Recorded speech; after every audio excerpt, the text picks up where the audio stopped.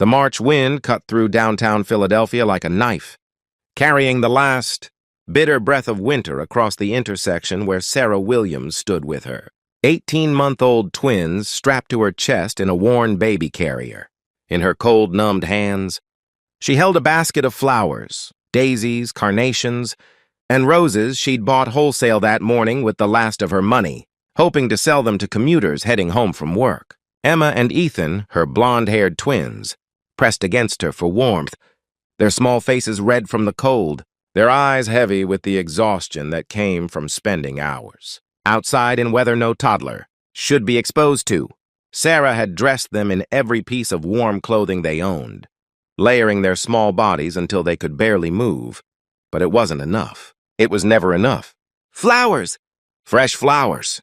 Sarah called out, her voice hoarse from hours of shouting over traffic noise. $5 a bunch! Beautiful flowers! Commuters hurried past without making eye contact, their own lives too busy, their own problems too consuming to notice. The young woman with 2 babies, selling flowers in the cold. Some glanced at her with pity, others with judgment, making assumptions about her choices, her circumstances, her worthiness of help. Sarah was 24 years old, though she looked older, worn down by 2 years of single parenthood, poverty, and the constant grind of trying to survive. She'd been a college student once, studying nursing, planning a future. Then she'd gotten pregnant, and her boyfriend, the twins' father, had disappeared the moment he'd heard the news. Her parents, religious conservatives who'd made their expectations clear, had disowned her for getting pregnant out of wedlock. So Sarah had done what she had to do. She'd dropped out of school. She'd worked whatever jobs would hire a visibly pregnant woman. She'd given birth to twins in a charity hospital, alone except for a kind nurse who'd held her hand through the worst of it, and she'd been fighting to keep her head above water ever since. Daycare for twins cost more than she could earn at minimum wage jobs. The waiting list for subsidized childcare was 2 years long. Family support didn't exist. Government assistance covered some expenses, but never enough, and the bureaucracy was a nightmare to navigate while caring for 2 infants. So Sarah had gotten creative. She'd learned she could buy flowers wholesale and sell them at intersections during rush hour. On a good day, she could make $50 or $60, enough for diapers, formula, the cheapest groceries. On bad days, she made nothing and went home to their tiny studio. Apartment with unsold flowers wilting in her, basket and no money for dinner. Today was shaping up to be a bad day. She'd been out here for 3 hours and had sold exactly 2 bunches of flowers. $10. Not even enough to cover what she'd paid for the flowers wholesale, let alone feed her children. Emma started crying, a tired, hungry, cold cry that broke Sarah's heart. Ethan joined in, his small voice creating a chorus of misery that made passing commuters walk even faster, eager to escape the uncomfortable reminder of suffering. "Shh, babies, it's okay," Sarah murmured, bouncing slightly to soothe them. "We'll go home soon, just a little longer. Mama needs to sell a few more flowers and then we'll go somewhere warm." But the twins were past the point where bouncing and reassurance helped. They were cold and hungry and done with being outside. Their crying escalated and Sarah felt tears burning her own eyes. She was failing them. Every day, in 100 different ways, she was failing her children. A car horn made her jump. She'd unconsciously drifted too close to the curb, and a driver was gesturing angrily at her to move. Sarah stepped back, murmuring an apology the driver couldn't hear, clutching her flower basket tighter. That's when the black Mercedes pulled up to the curb directly in front of her and stopped. The car was the kind Sarah had only seen in magazines. Sleek, expensive, probably worth more than she'd earn in 5 years. The tinted window rolled down, revealing a man in his early 40s. Handsome in that polished way wealthy people often were, wearing a charcoal suit that probably cost more than Sarah's monthly rent. He was looking directly at her with an expression Sarah couldn't quite read. Not pity exactly, but something deeper. Recognition, perhaps. Understanding. "How much for all the flowers?" he asked, his voice carrying clearly despite the traffic noise. Sarah blinked, certain she'd misheard. "I'm sorry?" "All of them. Every flower in your basket." "How much?" Sarah looked down at her basket. She had at least 15 bunches left. At $5 each, that would be $75, more than she'd hoped to make all day. $75, she said hesitantly, waiting for him to laugh or drive away or reveal that this was some kind of cruel joke. Instead, he reached for his wallet and pulled out $100 bill. Keep the change, but I'd like to talk to you for a few minutes. Would you get in the car where it's warm? You and your babies look frozen. Every instinct Sarah had screamed that getting into a stranger's car was dangerous. But she looked at her twins. Emma's face was blotchy from crying. Ethan's lips looked almost blue despite his layers of clothing, and she made a decision. They needed warmth, even if just for a few minutes. Okay, she said quietly. The man got out of the car and came around to help her. Up close, Sarah could see he was older than she'd initially thought, probably mid-40s, with brown hair graying at the temples and kind eyes that held their own shadows of pain. I'm Michael Preston, he said, opening the back door. Let me help you with the babies. The name meant nothing to Sarah, but the way he carefully helped her maneuver the twins into the back seat suggested he'd done this before. The car's interior was blissfully warm, heated leather seats providing instant relief from the bitter wind. Michael returned to the driver's seat and turned to face her. My name is Michael Preston. I run Preston Holdings. We own real estate developments, some technology companies, various investments. I tell you this not to brag, but so you understand that I have resources and I'd like to help you. Sarah clutched her empty flower basket defensively. I don't want charity. I'm not offering charity, Michael said gently. I'm offering opportunity. But first, I'd like to hear your story. What's your name? And how did you end up selling flowers in the cold? With 2 babies strapped to your chest? Something in his tone, not judgment, not pity, but genuine interest, made Sarah's careful walls crack. And once she started talking, the story poured out. She told him about college, about the nursing program she'd loved, about getting pregnant and being abandoned by her boyfriend and disowned by her family, about trying to work while caring for twins, about the impossibility of affording childcare, about the bureaucratic nightmares of social services and the humiliation of food banks and the constant calculation of whether to buy diapers or groceries. I'm not lazy, Sarah said fiercely, tears streaming down her face. I work so hard, but it's never enough. The system is designed for failure. If I get a job that pays better, I lose assistance. If I work full-time, childcare costs more than I earn. If I go back to school, I can't work enough hours to pay rent. Every door I try leads nowhere, and meanwhile, my babies are suffering because I can't give them what they need. Michael listened without interrupting, his expression growing more serious as Sarah talked. When she finished, he was quiet for a long moment.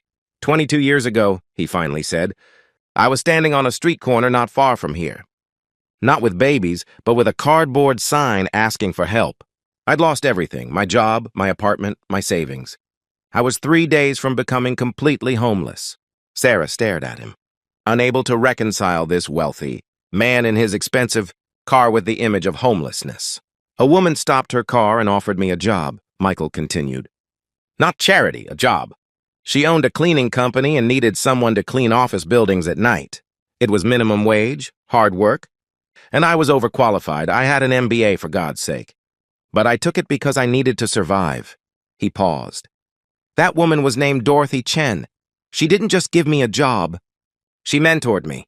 She introduced me to people in her network. She encouraged me to start my own business. She lent me seed money when I had a promising idea. And when I succeeded, she refused repayment. She said, pass it forward. When you see someone struggling the way you struggled, help them the way I helped you. Where is she now? Sarah asked softly. She died 5 years ago, Michael said, his voice thick with emotion. Cancer. But before she died, she made me promise to honor our agreement, to pass it forward. I've tried to do that through various foundations and programs, but honestly, those feel impersonal. This, meeting someone directly, helping in a way that's immediate and meaningful, this is what Dorothy would have wanted. He pulled a business card from his wallet and handed it to Sarah. Here's what I'm proposing.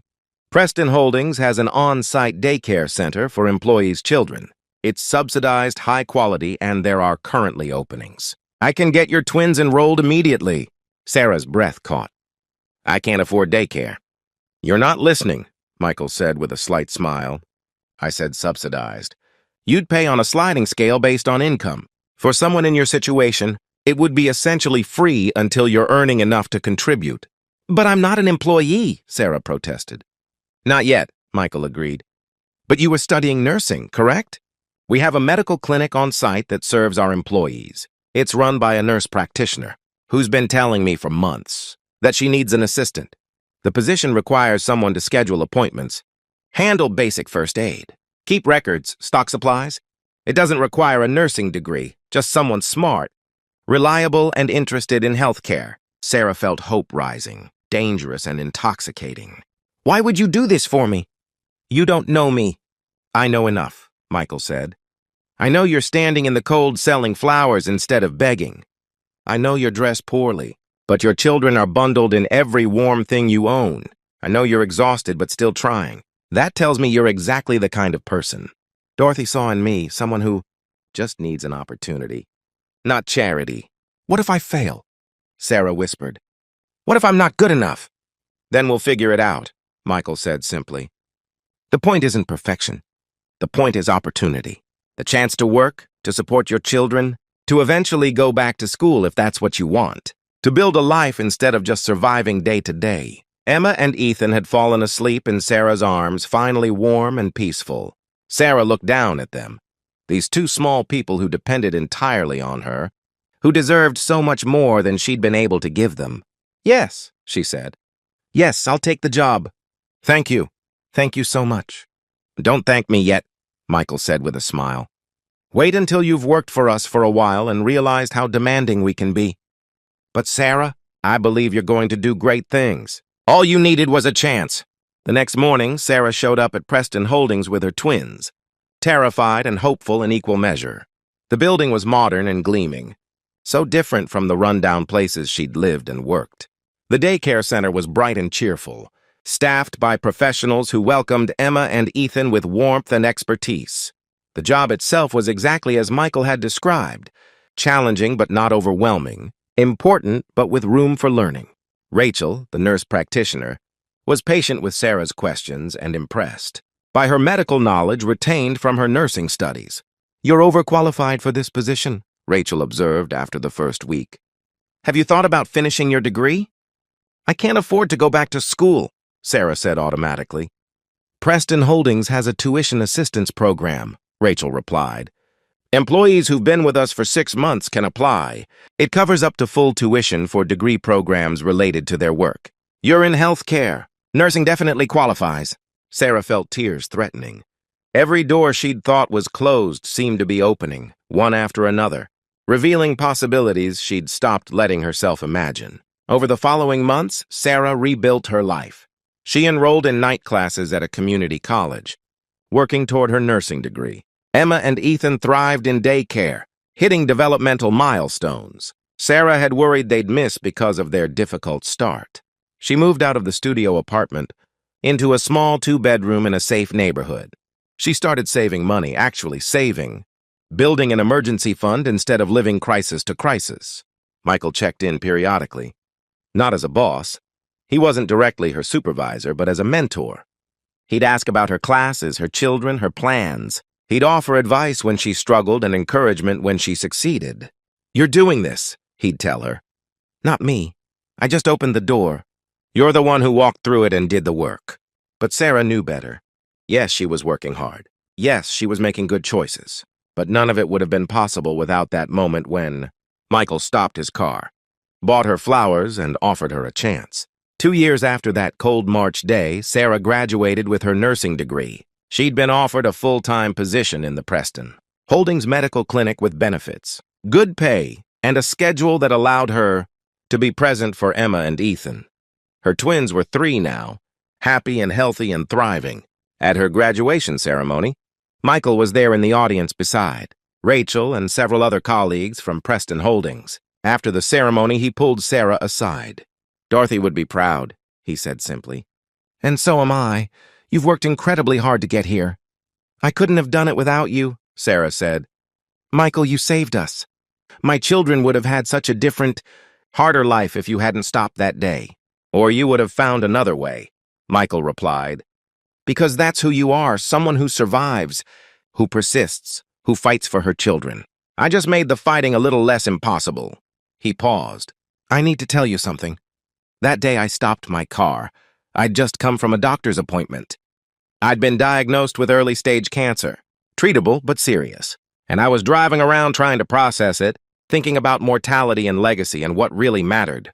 Sarah felt her throat tighten. "Are you okay?" "I am," Michael assured her. "Treatment went well.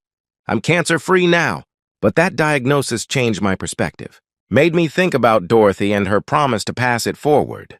Made me realize I'd been doing it in abstract ways, writing checks, sitting on boards, but not in the personal, meaningful way she'd helped me." "And then you saw me selling flowers," Sarah said softly. "And then I saw you," Michael confirmed. A young mother, clearly struggling but still trying. Not begging, not giving up, but selling flowers in the cold to feed her babies. It reminded me of myself holding that cardboard sign, desperate but not defeated. And I thought, this is my chance. This is how I honor Dorothy's memory and my own second chance at life. He smiled. "So thank you, Sarah, for letting me help you. For working so hard to make that help matter. For proving that what Dorothy believed, that people just need opportunity, not judgment, was true." 5 years after that cold day, Sarah was a full-fledged registered nurse, running the medical clinic at Preston Holdings.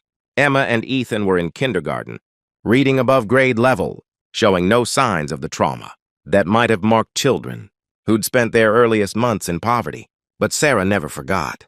She volunteered at homeless shelters, using her nursing skills to provide health care to people experiencing the kind of desperation she'd once known.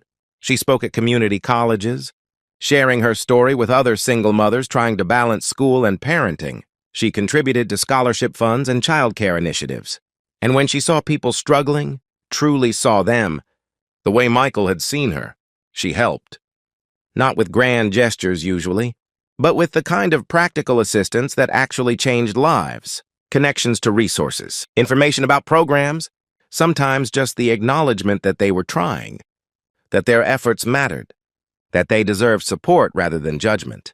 "I'm passing it forward," she told Michael when he noticed her growing advocacy work. "Like Dorothy asked you to do. Like you did for me. You're doing more than that," Michael observed. "You're using your lived experience to help in ways I never could. You understand what it's like to be judged while selling flowers in the cold. That's powerful." 10 years after that cold March day, Sarah stood at an intersection. Downtown, the same intersection, where she'd once sold flowers. But this time she wasn't selling anything. She was distributing information about a new program she'd helped develop through Preston Holdings. Comprehensive support for single parents, subsidized childcare, job training, tuition assistance, healthcare, and mentorship. A young woman approached hesitantly, a toddler on her hip, her clothes worn and her eyes tired. "Is this real?" she asked, looking at the flyer Sarah had handed her.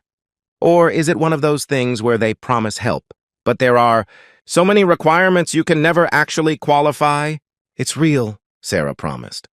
"I know because I've been where you are. 10 years ago, I was standing on this exact corner, selling flowers with my twin babies strapped to my chest, freezing and desperate and out of options. Someone helped me. And now I help others. That's how it works." The young woman's eyes filled with tears. "I don't know if I can do this. Go back to school, work, be a good mom. It feels impossible." "It is impossible to do alone," Sarah agreed. "That's why you're not going to do it alone. You're going to let us help you, the way someone helped me. And someday, when you're on your feet, you'll help someone else. That's the promise I'm asking you to make.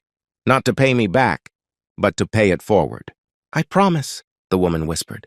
Sarah gave her a hug, careful of the toddler between them, and thought about Michael and Dorothy and the chain of kindness that connected them all. One person helping another who helped another, creating ripples of change that spread farther than any single person could imagine. That evening, Sarah returned home to her small house. Not fancy, but safe and warm and filled with the sounds of her. Children doing homework and arguing about whose turn it was to set the table. Emma was 10 now, already talking about becoming a doctor. Ethan wanted to be a teacher. Both of them had grown up. Hearing the story of the cold day when a billionaire stopped his car and changed their lives. "Mom," Emma said over dinner, "there's a kid in my class whose family is really struggling. Her dad lost his job and they might lose their house. Can we help them? Sarah,